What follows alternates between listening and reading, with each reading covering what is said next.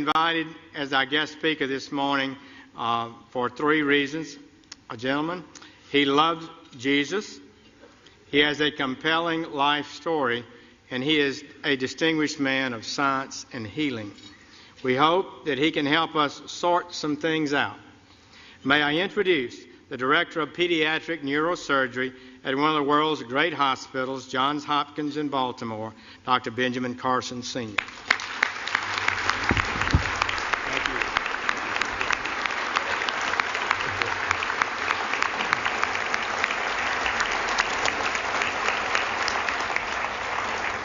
Thank you so much, Mr. President, Mr. Vice President, Mrs. Obama, distinguished guests, which includes everybody. Thank you so much for this wonderful honor to be at the stage again. I was here 16 years ago, and the fact that they've invited me back means that I didn't offend too many people. So that was great. I want to start by reading four texts, which will put into context what I'm going to say. Proverbs 11:9. With his mouth, the godless destroys his neighbor, but through knowledge the righteous escape. Proverbs 11:12. A man who lacks judgment derides his neighbor, but a man of understanding holds his tongue. Proverbs 11:25. A generous man will prosper. He who refreshes others will himself be refreshed. And 2 Chronicles 7:14, if my people who are called by my name will humble themselves and pray and seek my face and turn from their wicked ways, then will I hear from heaven and will forgive their sins and heal their land. You know, I have an opportunity to speak in a lot of venues. This is my fourth speech this week. And I have an opportunity to talk to a lot of people. And I've been asking people, what concerns you? What are you most concerned about in terms of the spirituality and the direction of our nation and our world? And I've talked to very prominent Democrats, very prominent Republicans. And I was surprised by the uniformity of their answers. And those have informed my comments this morning. Now, it's not my intention to offend anyone. I have discovered, however, in recent years that it's very difficult to speak to a large group of people these days and not offend someone. And people walk around with their feelings on their shoulders waiting for you to say something. Did you hear that? And they can't hear anything else you say. The PC police are out in force at all times. I remember once I was talking to a group about the difference between a human brain and a dog's brain.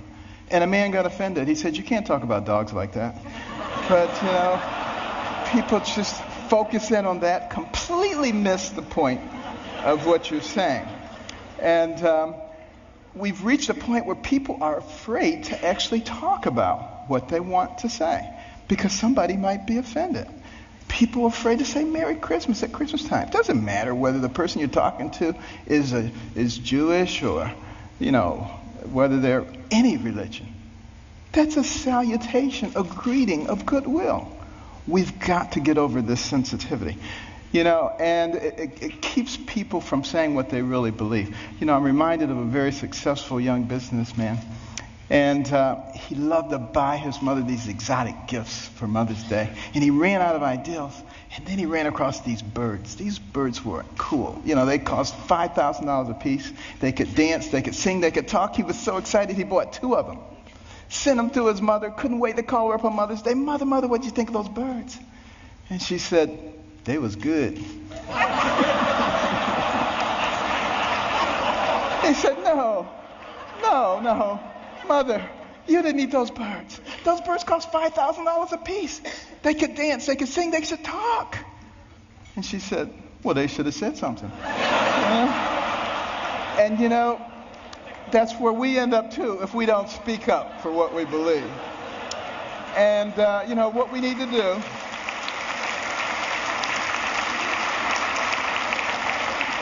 What we need to do in this PC world is forget about unanimity of speech and unanimity of thought.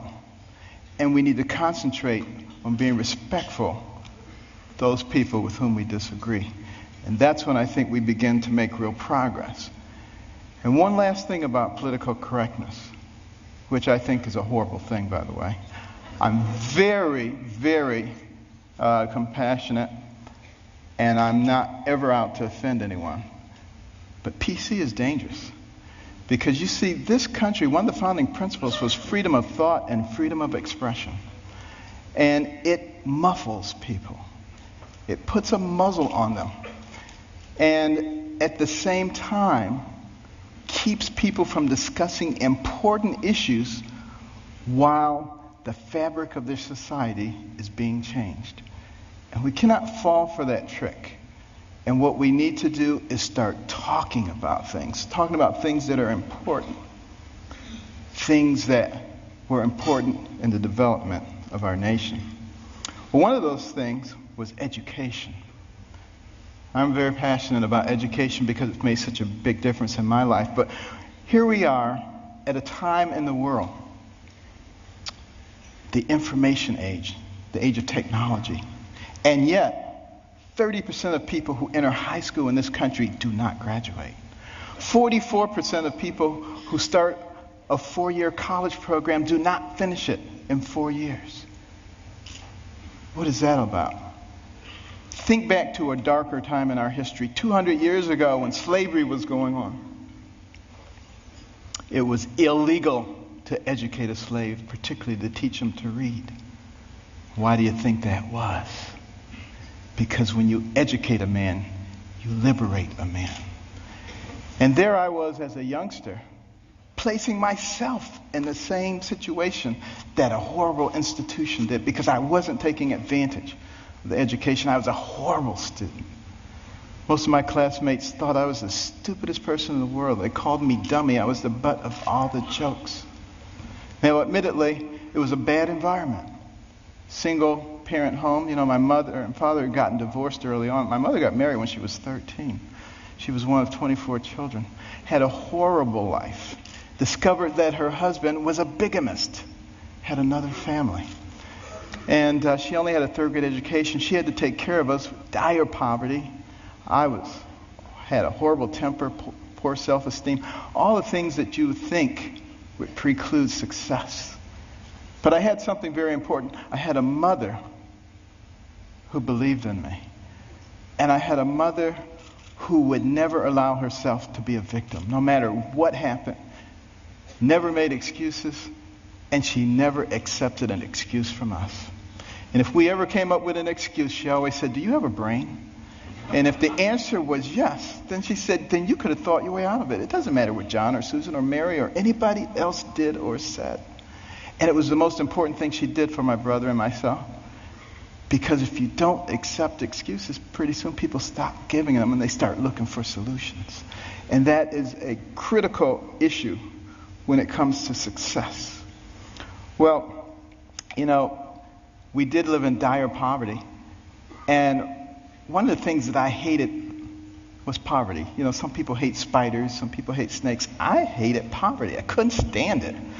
And, but, you know, my mother couldn't stand the fact that we were doing poorly in school. And she prayed and she asked God to give her wisdom. What could she do to get her young sons to understand the importance of developing their minds so that they can control their own lives? And you know what? God gave her the wisdom. At least in her opinion. My brother and I didn't think it was that wise. Because it was to turn off the TV. Let us watch only 2 or 3 TV programs during the week, and with all that spare time, read 2 books apiece from the Detroit Public Libraries and submit to her written book reports, which she couldn't read, but we didn't know that. And she put check marks and highlights and stuff. But, you know, I just hated this. And my friends were out having a good time. Her friends would criticize her. They would say, "You can't make boys stay in the house reading books. They'll grow up, they'll hate you." And I would overhear them, and I'd say, "Mother, you know they're right." But she didn't care, you know. But after a while, I actually began to enjoy reading those books. Because we were very poor, but between the covers of those books, I could go anywhere, I could be anybody, I could do anything. I began to read about people of great accomplishment. And as I read those stories, I began to see a connecting thread. I began to see that the person who has the most to do with you and what happens to you in life is you. You make decisions. You decide how much energy you want to put behind that decision. And I came to understand that I had control of my own destiny. And at that point, I didn't hate poverty anymore because I knew it was only temporary. I knew I could change that. It was incredibly liberating for me. It made all the difference. And continue on that theme of education. In 1831, Alexis de Tocqueville came to America to study this country. The Europeans were fascinated. How could a fledgling nation, barely 50 years old, already be competing with them on virtually every level? This was impossible. De Tocqueville was going to sort it out. And he looked at our government, and he was duly impressed by the three branches of government. 4 now, because now special interest groups, but it was only 3 back in those days. And, he said, wow, this is really something. And then he said, but let me look at their educational system. And he was blown away. See, that anybody finishing the 2nd grade was completely literate. He could find a mountain man on the outskirts of society. The man could read the newspaper, could have a political discussion, could tell him how the government worked. If you really want to be impressed, take a look at the chapter on education in my latest book, America the Beautiful, which I wrote with my wife. Came out last year. And in that education chapter, you will see questions extracted from a 6th grade exit exam from the 1800s.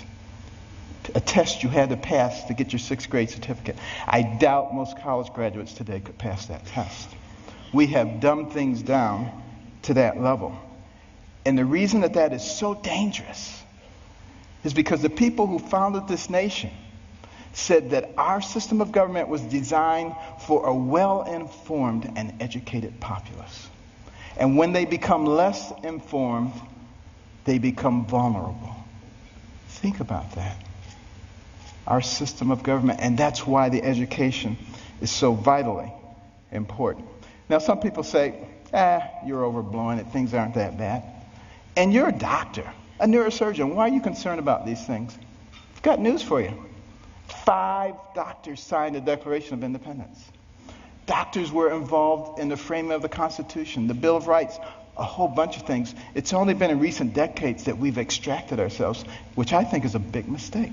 We need doctors and we need scientists, engineers. We need all of those people involved in government, not just lawyers. I don't have anything against lawyers, but, here's the thing about lawyers. And I'm sorry, but I got to be truthful, okay? Got to be truthful. What do lawyers learn in law school? To win. By hook or by crook, you got to win. So you got all these Democrat lawyers and you got all these Republican lawyers, and their side wants to win. We need to get rid of that. What we need to start thinking about is how do we solve problems?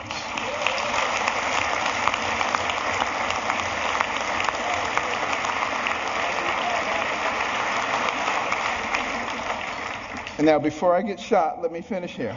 Now, one of the reasons, and I don't like to bring up problems without coming up with solutions. My wife and I started the Carson Scholars Fund 16 years ago after we heard about a survey, an international survey, looking at the ability of 8th graders in 22 countries to solve math and science problems. And we came out number 21 out of 22, barely beat out number 22, very concerning. And we'd go into schools and we'd see all these trophies, all-state basketball, all-state wrestling, all-state this, that, and the other. The quarterback was the big man on campus. And what about the intellectual superstar? What did they get? A National Honor Society pin? A pat on the head, there, little nerd. Nobody cared about them. And is it any wonder that sometimes the smart kids try to hide? They don't want anybody to know that they're smart. This is not helping us as a nation. So we started giving out scholarships to students from all backgrounds for superior academic performance and demonstration of humanitarian qualities. Unless you cared about other people, it didn't matter how smart you were. We got plenty of people like that. We don't need those. We need smart people who care about other people. We would give them money. The money would go into a trust. They would get interest on it. And when they went to college, they get the money. But also the school gets a trophy. Every bit as impressive as any sports trophies. Goes right out there with the others. They get a medal. They get to go to a banquet. And we try to put them on the same kind of pedestal as we do the all-state athletes. Now, I have nothing against athletics or entertainment. Please believe me. You know, I'm from Baltimore. The Ravens won. This is great, okay? But what will maintain our position in the world? The ability to shoot a 25-foot jump shot or the ability to solve a quadratic equation? And we need to put the things into proper perspective. And, you know, many teachers, you know,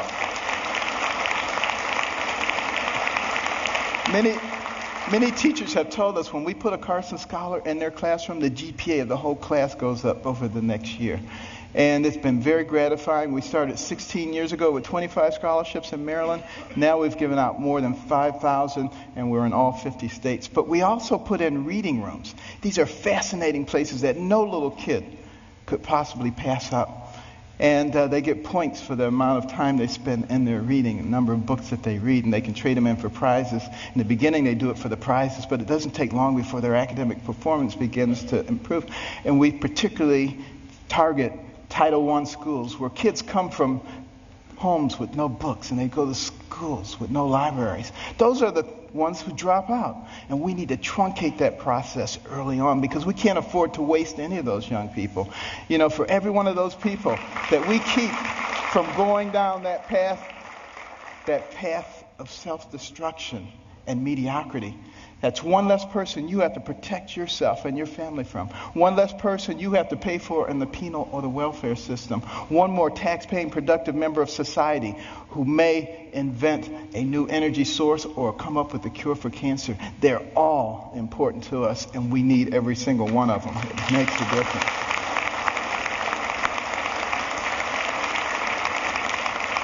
And when you go home tonight, please read about it. Carson Scholars Fund. CarsonScholars.org. But why is it so important that we educate our people?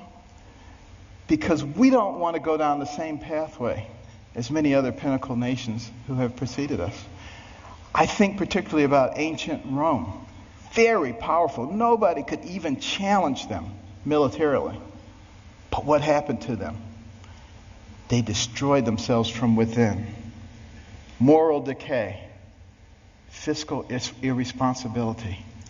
They destroyed themselves. And if you don't think that can happen to America, you get out your books and you start reading. But you know, we can fix it. Why can we fix it? Because we're smart. We have some of the most intellectually gifted people leading our nation. All we need to do is remember what our real responsibilities are so we can solve the problems. I think about these problems all the time. And, you know, my role model was Jesus. And he used parables to help people understand things. And one of our big problems right now, and like I said, I'm not politically correct, so I'm sorry. But, you know, our deficit is a big problem. Think about it. And our national debt, $16.5 trillion. You think that's not a lot of money? Tell you what, count one number per second, which you can't even do because once you get to 1,000, it'll take you longer than a second. But one number per second. You know how long it would take you to count the 16 trillion? 507,000 years. More than 500,000 years to get there. We have to deal with this. Here's the parable. A family falls on hard times. Dad loses his job or is demoted, gets part-time work. He has 5 children. He comes to the 5 children. He says, we're going to have to reduce your allowance. Well, they're not happy about it, but he said, except for John and Susan. They're special. They get to keep their allowance. In fact, we may give them more. How do you think that's going to go down? Not too well. Same thing happens. Enough said.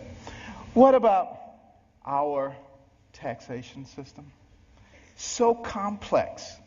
There is no one who can possibly comply with every jot and tittle of our tax. If I wanted to get you or you, I could get you on a tax issue. That doesn't make any sense. What we need to do is come up with something that's simple. And when I pick up my Bible, you know what I see? I see the fairest individual in the universe, God, and he's given us a system. It's called tithe.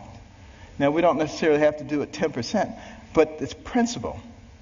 He didn't say, if your crops fail, don't give me any tithe. He didn't say if you have a bumper crop, give me triple tithes. So there must be something inherently fair about proportionality. You make $10 billion, you put in $1 billion. You make $10, you put in 1. Of course, you got to get rid of the loopholes. But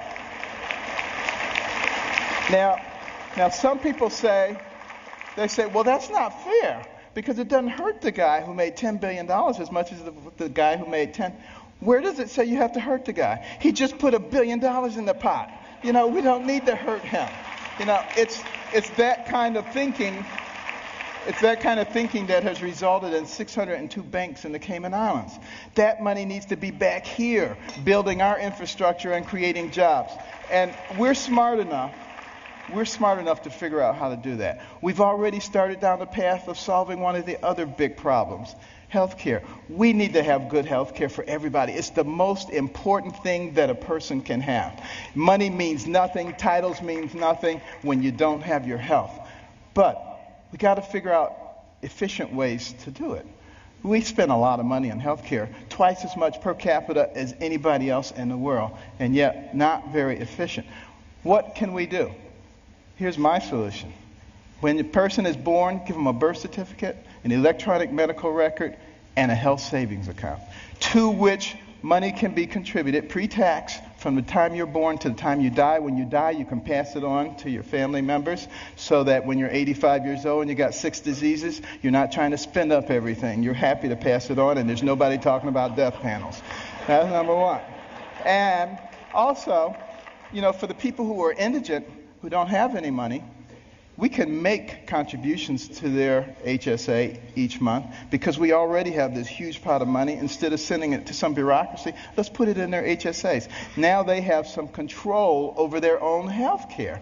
And what do you think they're going to do? They're going to learn very quickly how to be responsible. When Mr. Jones gets that diabetic foot ulcer, he's not going to the emergency room and blowing a big chunk of it. He's going to go to the clinic. He learns that very quickly. Gets the same treatment. In the emergency room, they send him out. In the clinic, they say, now let's get your diabetes under control so you're not back here in 3 weeks with another problem. That's how we begin to solve these kinds of problems. It's much more complex than that, and I don't have time to go into it all, but we can do all of these things because we're smart people. And let me just begin to close here by another parable. Sea captain, and he's out on the sea near the area where the Titanic went down. And they look ahead and there's a bright light right there. Another ship, he figures. And he tells his signaler, signal that ship, deviate 10 degrees to the south. Back comes the message. No, you deviate 10 degrees to the north. Well, he's a little bit incensed, He says, send a message. This is Captain Johnson. Deviate 10 degrees to the north. Back comes the message. This is Ensign 4th Class Riley. Deviate 10 degrees to the south. Now he's really upset. He says, send him a message. This is a naval destroyer. Back comes the message. This is a lighthouse.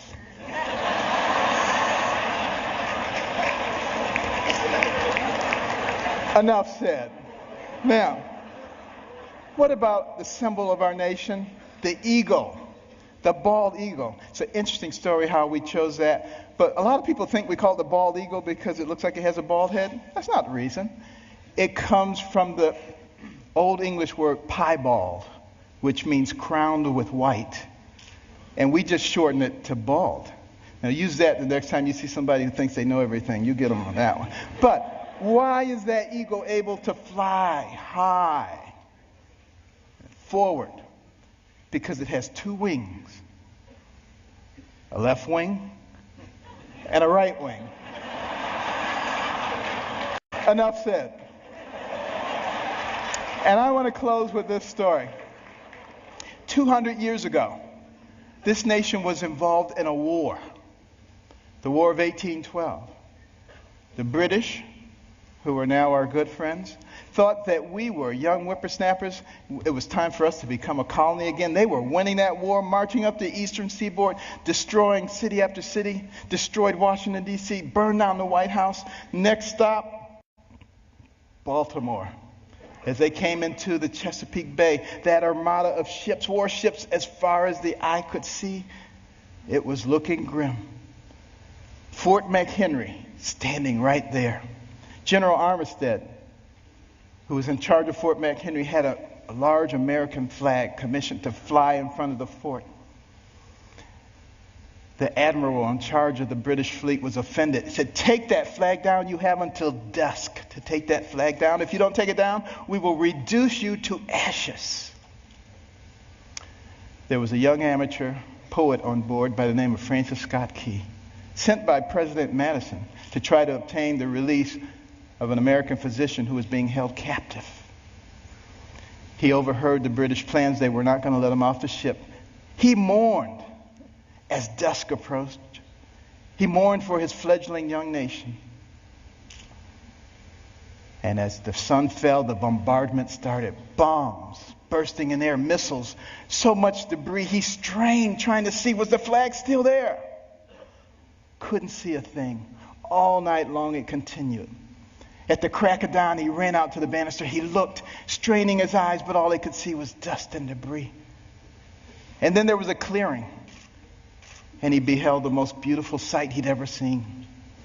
The torn and tattered stars and stripes still waving. And many historians say that was the turning point in the War of 1812. We went on to win that war and to retain our freedom. And if you'd gone into the grounds of Fort McHenry that day, you would have seen at the base of that flag the bodies of soldiers who took turns propping up that flag. They would not let that flag go down because they believed in what that flag symbolized. And what did it symbolize? One nation under God, indivisible, with liberty and justice for all. Thank you. God bless.